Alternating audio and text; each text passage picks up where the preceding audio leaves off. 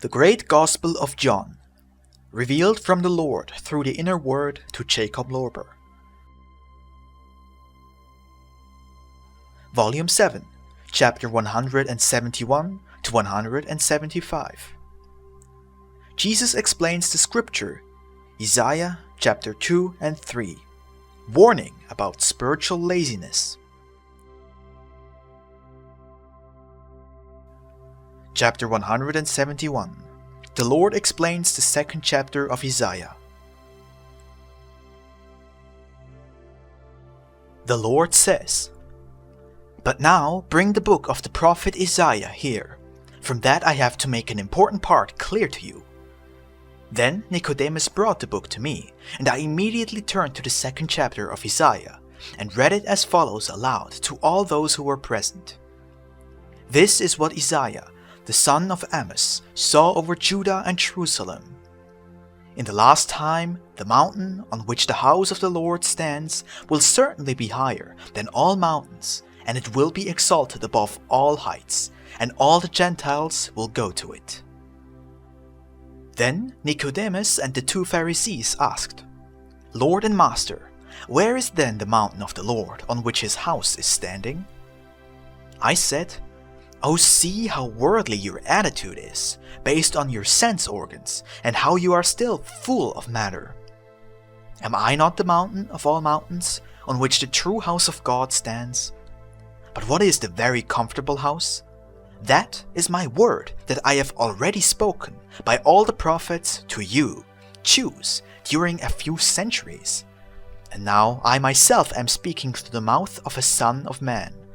So I am the mountain, and my word is the comfortable house on the mountain. And there around us are standing the Gentiles from all parts of the earth, who came to this place to see the mountain and to live in his very spacious house.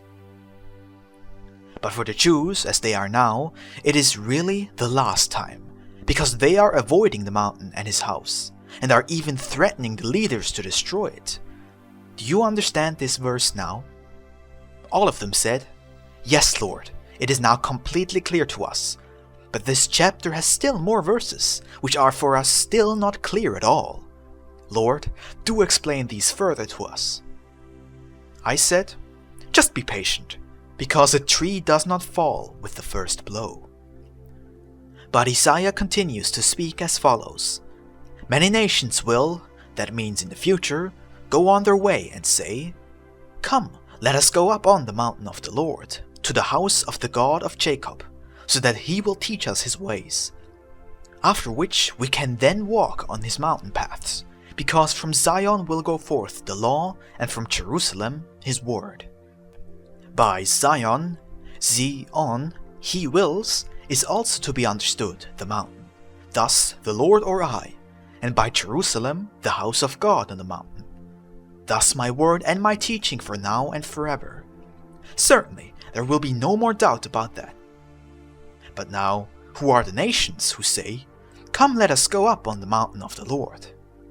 That means to go to the Son of Man, or Divine Man, and to the house of the God of Jacob, so that he will teach us his ways, and we can then walk on his mountain paths. Look, these nations are those people who in the future will be converted to me, will make my word their own, and will do my will. Because my word shows the ways to life, and the mountain paths are my will announced to the people by the word, of which the strict observance is definitely more difficult than only the pure listening to my word, just like it is also definitely much easier to go on a broad and smooth way than on narrow and often very steep mountain paths. But whoever wants to come within him upon the highest of all mountains, and there in my living word, which is God's house on the mountain, must not only follow the smooth way which leads to the top and stay upon it, but must also go on to the narrow, often very steep mountain paths, because only along these will he come completely on the mountain, and there in God's living house. What this means I have already explained to you, as well as what the prophet in fact wanted to make clear by Zion and by Jerusalem. For this reason, he also says that from Zion will go forth the law, so my will, and from Jerusalem, or seen in a natural way, out of my mouth, my word. So, whoever hears my word that I have spoken to the people at all times by the prophets, accepts it, and lives according to it, he will thereby come to me, and thus also to the living word and its power. Because I myself am the living word, and the power thereof, and everything that contains the infinite space is also only my living word, and the eternal power and might thereof. Did you also understand this well now? Then someone from the group of the Pharisees, who came to me on the Mount of Olives, and who was a scribe, said, Lord and Master, your explanation of these 2 verses was so clear, like the sun at noontime, and everything became clear and understandable to me. But now comes the 4th verse, and that sounds like this. And the Lord will administer justice among the Gentiles and punish the nations. Then they will make of their swords plowshares, and of their spears sickles, because no nation will lift up a sword against another, and the people will from now on learn war no more. Who are those Gentiles, and who the nations, who, once they have been punished, will make no more war against one another? Those nations must surely be born in the very far future, because the present-day generations with their proud, greedy kings, lusting for power, will make war until the end of the world. I said, It is true that you are a scribe, so that you still have the laws and all the prophets very well in your memory. But to understand them in the true spirit, of that there has never been any sign with you. You were walking on the broad and smooth way, but on the narrow mountain path that leads to the top of the mountain of true knowledge, you have never set one foot. Whoever, by acting according to the law, will not come on the top of the mountain of the Lord, and in God's house, or to the inner living word from God, and will come to the living word of God within him, will also not recognize the true, inner living spirit of the law and the prophets. Chapter 172. The Lord explains Isaiah's images of the future. The scribe said, But why did the prophets then talk and write in such a concealed way? I suppose that the most important for them was that their words could be understood by the people. I said, These kind of objections were already made a few days ago on the Mount of Olives, and I have demonstrated to you how unfounded it is. So I do not have to repeat here what has already been said. What kind of word of God would that be, which has no inner meaning? Or can you imagine a human being without any bowels? Or one who is so transparent as a drop of water, so that his whole internal body could be seen? Something that we would, despite the artfulness of it, dislike very much. Oh, do try, all of you, to think wisely. Nevertheless, I will now explain to you the obvious true meaning of the 4th verse of Isaiah, so be very attentive. The Lord, who am I in the Word, will judge the Gentiles and punish many people. Who are the Gentiles and who the people? The Gentiles are all those who do not know the true God, and instead of him are worshipping and mostly honoring dead idols and the mammon of this world. The Jews are surrounded by such people from all sides, and wherever you now also want to go in the world, to the morning, the noon, or the evening, you will find nothing but all kind of different Gentiles. However, you know that now from all sides of the world, the Gentiles of high and low rank, and from close by and from far away have come to me. They heard my word and saw my signs, were filled with faith and accepted my teaching. And my word is now judging them and putting them on trial, by which they cease from being Gentiles, and they pass over to the number of the blessed ones of God, and to the number of the true people of God. But they also will not remain like they are now instructed and educated, because soon false anointed men will arise among them, who will also perform signs, will mislead kings and princes, will soon seize a great worldly power, and will persecute with fire and sword those who do not want to follow them, and will finally split into many sects and parties. And these are then the many people who I, as Lord, will punish because of their lack of love, their falsehood, their selfishness, their pride, their obstinacy, their lust of power, and their evil quarreling and mutual persecutions and wars. However, before that time will come, it still will take a while, as it lasted from Noah until now.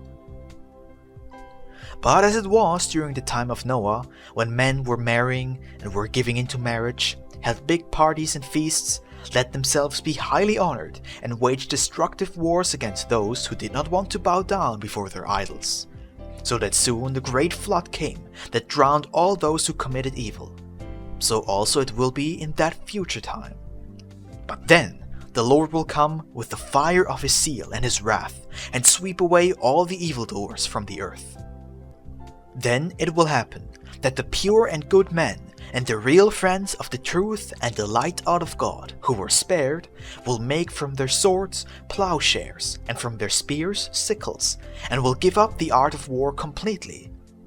Then, after that, no truly anointed people will lift up the sword against another any more, except still more remaining Gentiles somewhere in the deserts of the earth. But also these will be admonished, and after that be swept off the earth. Then the earth will be blessed again.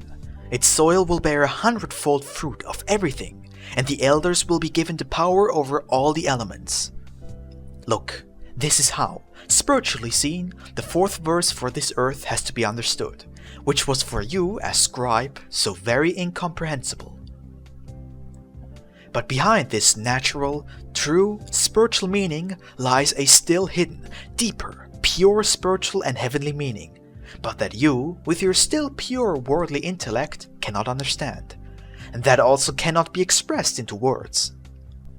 However, if you will be on the mountain of the Lord, and will have entered into the house of God, and then will come out of the house of Jacob, like the prophet is speaking about it in the short 5th verse, only then will you walk in the true light of the Spirit out of God. Chapter 174. Explanation of Isaiah 2, 6-22. Mercy. Revelations of the new light. I said, Good then, so listen further to the word. The words of the prophet are as follows.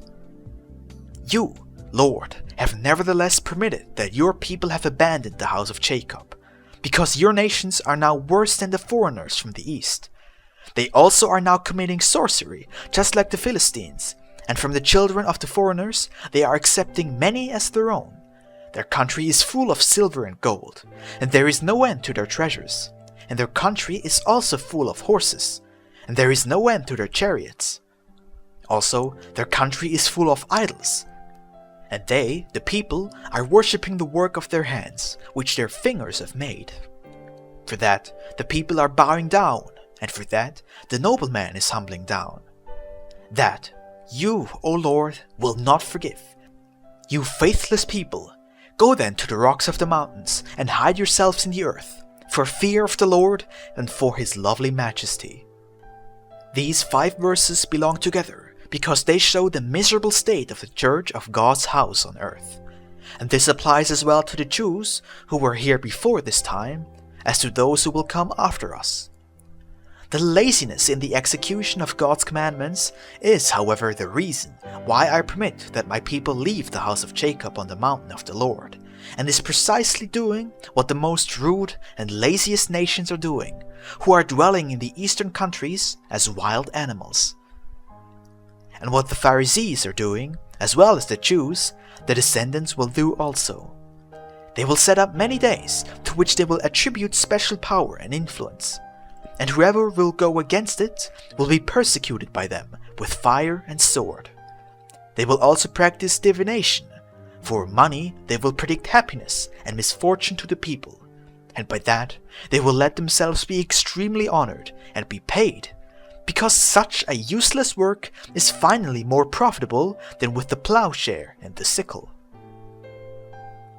To increase their income that they are earning with their useless work, they will, just like the Pharisees now, send out their messengers throughout the whole world, and will make the foreigners as their own children. Those were already, as dark Gentiles, good for nothing. But when then they will adopt the real worldly doctrine of the Philistines, they will become even 100 times worse than what they already were. For this reason, their dark country will be filled with silver and gold, and their hunger for the treasures of this world will know no end, and have no purpose, nor the lust of power and war. What the prophet is expressing in the image of the horses and the countless chariots. Also their territory over which they are ruling will be full of idol statues and temples, like with Solomon the wise one, who also started this way. Despite the personal warning of God, he let idol temples be constructed around Jerusalem for his foreign women. Before the idol statues, those blind fools will bow down, and the work of their own hands and fingers they will worship in the foolish belief that God will be pleased with it. And whoever will not do that will be persecuted unto life and death, because many kings, in order to give their throne more luster, will support the nonsense of the worldly Philistines, and will persecute with fire and sword the friends of light and the living truth, of which there are always only a few. And see, then the Lord will come and punish those nations who have seduced so many people in his name. Then the true living light will suddenly appear from all sides, and the friends of the night will be defeated forever. They will flee to the rocks indeed, to the great and mighty of the earth, and will bury themselves under their infertile soil, out of fear for the truth and the majesty of the Lord. But this will be of little help to them. Because now speaks the prophet further again, and says loudly, For all high eyes, pride to rule, will be humiliated, and all high lords will have to bow down, because in that time only the Lord will be high, and continue eternally forever and ever. Because the day, light of the Lord Sebaoth, will walk over all that is proud and high, and most of all over all that has been exalted in the world, in order to humiliate it. So also over all the proud setters of the Lebanon, priests, and over all oaks in Bashan, most important pillars of the priesthood of idolatry during all times. Over all high mountains, rulers, and over all exalted hills, all courtiers. Over all high towers, generals, and over all strong walls, armies. Also over all the ships on the sea, those who are controlling the rudder of the state, and over all the, according to the worldly standards, important work, the big national industry. And that will happen in order to let everything bow down what is high for the people, and to humiliate all high-ranked people, so that in that time only the Lord will be high. In that time the idols will be completely finished. Yes, then also one will go into the rocky caverns, and in the canyons of the earth, hidden places of the mammon, and this out of fear for the Lord and for his lovely majesty, the light of the eternal truth, when he will prepare himself to frighten the earth, punishments. Yes, in that time everyone will throw away his silver and golden idol statues in the holes of the moles and the bats, which idol statues he made for himself to worship, to crawl away easier into the clefts of the rock and canyons out of fear for the Lord and for his lovely majesty, when he will prepare himself to frighten the earth. But that will be of no use to anyone. Therefore, leave such man alone who has breath in his nose. Breath in the nose refers to worldly pride, because you do not know how high, worldly speaking, he can be. Well, here you have now the easy to understand whole explanation of the second chapter of the prophet Isaiah. The last verses you easily can explain yourselves, once you have well understood the meaning of the first ones. But I tell you that it really will happen within a short time, then again entirely after about 1,900 years. Because when man will have been given a complete freedom of will, then in my decree there is no other way to successfully counteract from time to time the human laziness than only this one, because that laziness is the root of all sins and vices. Do you all understand this very well? Now, this will produce less joy in you, and even less for the future nations, when this message will be given to them again in their great misery, and during the time when one nation will rise against the other to destroy it. But the following chapter will give us more light. But tell me now how you have understood this very important matter. I say very important because as my future followers, I want to especially emphasize that you and your disciples should guard yourselves against laziness. Now, speak about the spirit that you have met in Isaiah. After that, we will pass over without difficulty to the 3rd chapter.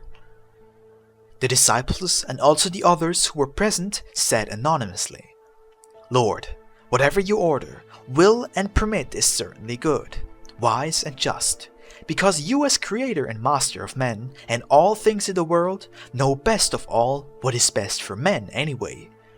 If silver, gold, precious stones and beautiful pearls were completely harmful for your people, then he would not have created such evil things. Who, besides you, knows if without those exciting matters, men would not have become much lazier than they are already now, with all those countless excitements, and in course of time will even become worse. However, if a lot of people, out of a too great love for these excitements, will become true devils among men, because they let themselves be blinded by the false glitter of the gold, then you still have an infinite number of ways to chastise them by those that are in your service. And so, we are of the opinion that at the end of the times of the world, everything will still have a good ending, according to your secret eternal decree. We, as your chosen disciples, will certainly do our utmost best, according to your decree, to encourage the people to be active in the right way, and to inspire and to stir them up for it. If in the course of time they will also be equally careful with their descendants, is of course a very important, different question. But then, you yourself will surely let everything happen in such a way that it will be for the best of the people, be it wars, epidemics, high cost of living, famine or peace, good health and blessed fruitful years and times. And with this, we now have openly expressed our opinion to you, O Lord, and we ask you to continue with the explanation of the prophet. I said, "This time I am completely satisfied with what you have all said, and because you have well understood the explanation of the 2nd chapter of the prophet, we simply can now also continue to the 3rd chapter, so listen to me." Chapter 175. Explanation of the 3rd chapter of Isaiah, the situation of an organized community. Also, in this following chapter, the prophecy is for now and for the coming times of which I have spoken. The first verse of the prophet has a deep meaning and goes like this. "Look, the Lord, Lord Sabaoth, will take away out of Jerusalem all kinds of provisions, and also out of the whole of Judah the total provision of bread, and the whole provision of water." Here, by Jerusalem, must be understood the present-day Jewry, just as it is now and already has been for a long time. By Judah must be understood the future generations, that then, by accepting my teaching, will be counted to the tribe of Judah. Because of their laziness, they will undergo the same fate in a much greater measure, as now the Jews in a smaller measure. By the taking away of the provisions of bread, you must understand the taking away of love and mercy, and by the taking away of the provision of water, the taking away of the true wisdom out of God. And the result thereof will be that all of them will come on a wrong track, and their soul will be in darkness, and nobody will be able to give counsel to another. And even if somebody would give counsel to another, then the one who needed counsel and light will still not trust him and say, "What are you talking to me about, the light, while you yourself are in the same darkness as I am?" The fact that the people will then, by their own fault, because of the laziness, become totally without help, is accurately described by the prophet with the following words. "Thus will be taken away the strong ones and warriors, judges, prophets, fortune-tellers and elders. counselors and wise workers, and eloquent orators, and headmen over 50, and also honest people. I am mentioning here on purpose the headmen and the honest people as last instead of in the beginning of the 3rd verse, and I have my reason for this. Listen now to the explanation. Who are the strong ones and the warriors? These are such people like once David was, full of faith and trust in me. And the warriors are those people who consent to be totally inspired by faith and trust in the One, to always conquer all the enemies of what is good and true from God, even if they are so many. When there will be a complete lack of living water out of the heavens, and all flesh, together with its soul, are in the thickest of darkness, who will then deal with the people as a true and righteous judge? Who will have the gift of prophecy?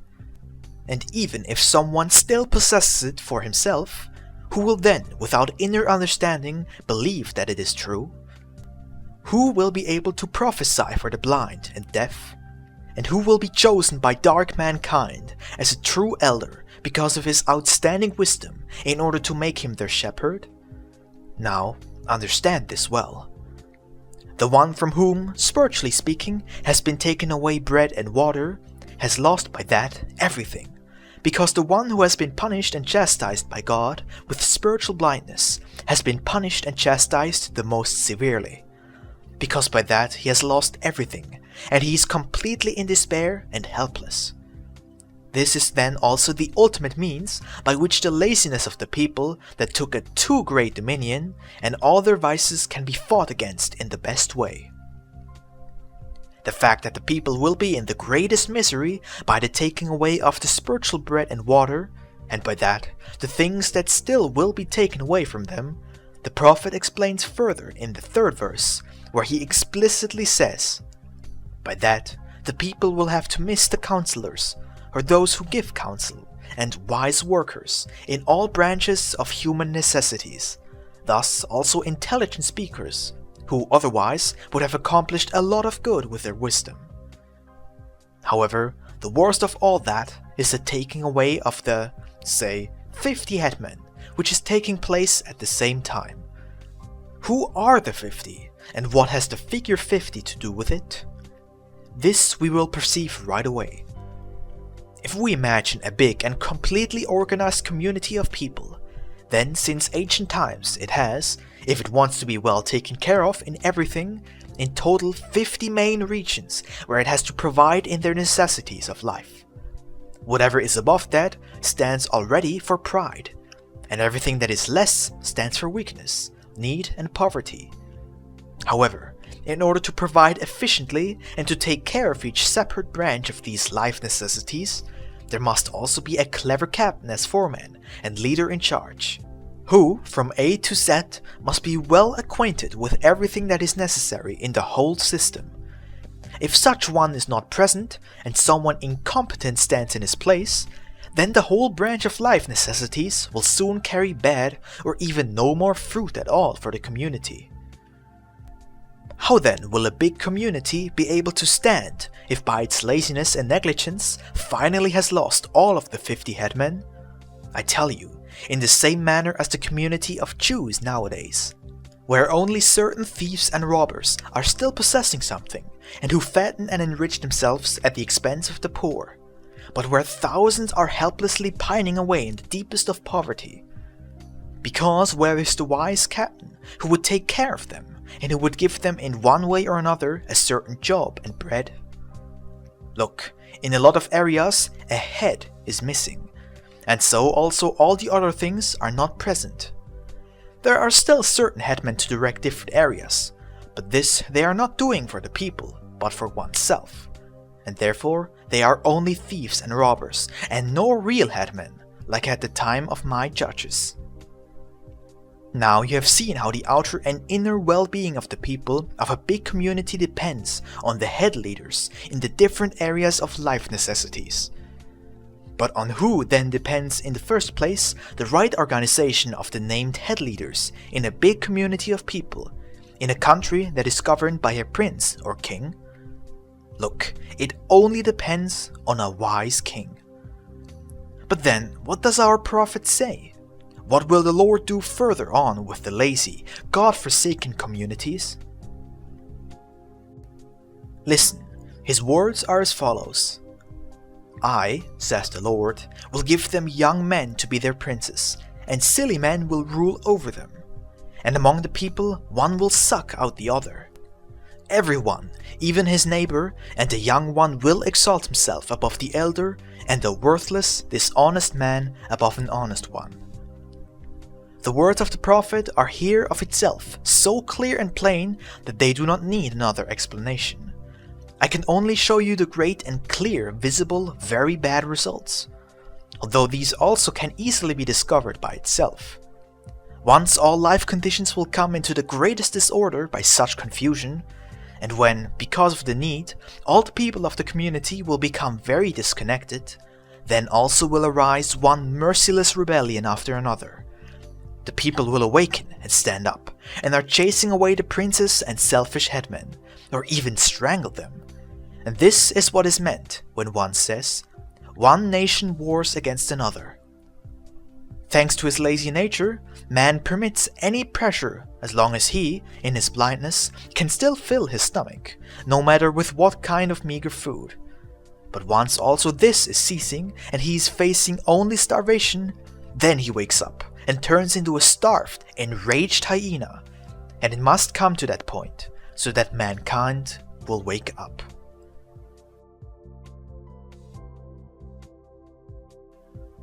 Chapter 176. The downfall of the false religious systems explained from Isaiah. But then everything is destroyed and thrown down. Whosoever can be falsely accused that he also, by his own merciless selfishness, has contributed to the general misfortune of the nations, will unfortunately fall victim to the revenge of the common people. But then what? Then the people have no leader at all. Not a good one, nor a bad one. They are in total anarchy, where ultimately everybody can do what he wants. However, another one, who is stronger, can also punish him at his heart's desire. Then the wise men come together and say, "This cannot be, it cannot continue like that. We, who are wiser and mightier men, will work together and bring the people to vote for a wise chief. And it will be an exalted house that will accommodate two brothers with much recognition and experience." What will happen next? The prophet will tell us precisely. And what does the prophet say? Listen, he says, "Then one brother will grab the other out of his brother's house and will say, 'You have clothes, knowledge and experience. Be you our ruler and help us during this downfall.'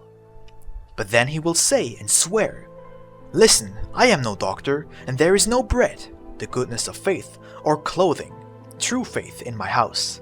Therefore, do not make me a ruler of the people.' Because Jerusalem is ripe and falls down, and Judah, the later time, is also fallen, because their language and their deeds are against the Lord, because they oppose the eyes of his majesty, the light of his wisdom. That is visible and known to everybody. Their nature is not hidden, because they are boasting about their sin, just like in Sodom and Gomorrah, and they are brutal and they do not even hide. Woe unto their souls, because with that they have thrown themselves completely into their ruin." But the chosen prince, who could also possibly be I myself, says further, "Go and preach first to the righteous, so that they may become good. Then they will eat the fruit of their works. However, woe unto the lazy and ungodly, because they are wicked at all times, and unto them will be rewarded according to their works, and as they have deserved it. Listen, for this reason, children are the princes of my people, and even women are ruling over them. My people, your wrong comforters, are misleading you, think about Rome, and are destroying the way that you have to go. But the Lord stands there to pronounce justice, and has now come up to judge the people. And the Lord comes to administer justice with the elders of his people, the scriptures, and with his princes, those who, in the last time, have been awakened for life. For you, Pharisees and Romans, have destroyed the vineyard, and what has been robbed from the poor is in your house. Why do you trample down my people? And why do you mistreat all those who are miserable? Thus speaks the Lord, now with great seriousness. And the Lord continues to speak, because the daughters of Zion are proud, the false teaching of the whore of Babel, and walk with a stretched out neck and a face with makeup, walking proudly, hotly, walk the tail like a hungry dog, wearing at their feet expensive shoes. The Lord will shave the crown of the head of the daughters of Zion to baldness, take away the reasoning, and with that he will take away their only and best jewel. In that time, the Lord will take away the jewelry of their expensive shoes, those who believe blindly, and the ribbons, faithful followers, and the buckles, the different assemblies, the chains, the bracelets and the caps, the superstitious craft guilds, the tinsels, the ornamental borders, all golden strings, musk, earrings, rings and hair ribbons, feast clothes, coats, veils and the big purses, mirrors, capes, laces and the blouses, all of the glittering ceremony of the whore of Babel. Then the sweet smell will become a stench, the good girdle a loose string, curled hair, serpent-like cunning of the whore of Babel, her bald head, and her white coat will become a narrow sack, and all this will come instead of the presumed beauty. Your mob will fall by the sword, and your warriors will fall in battle, and her gates will weep and lament, because nobody wants to go inside anymore, and she will sit pitifully upon the ground.